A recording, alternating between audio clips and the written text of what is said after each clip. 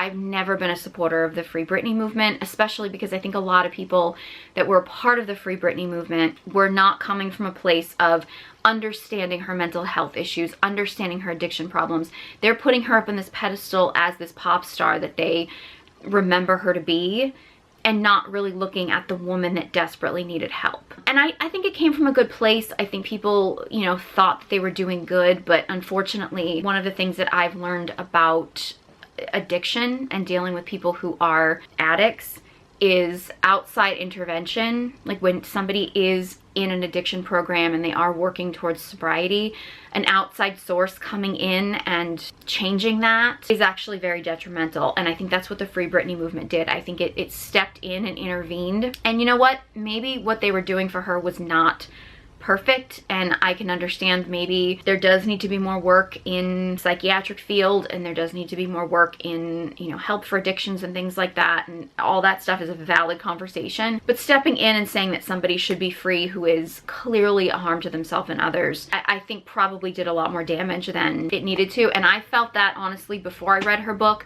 before I read Kevin Federline's book, and I still feel that way now after doing the research that I've done. My opinion on that has not changed based on any of the evidence and any of the research that I've done. So that is my perspective on things. I didn't talk about it before because I know a lot of people were very, very angry about the whole Free Britney movement, and any opposition to it was, I mean, it was kind of getting scarier than the Swifties, but like, I just don't support it at all.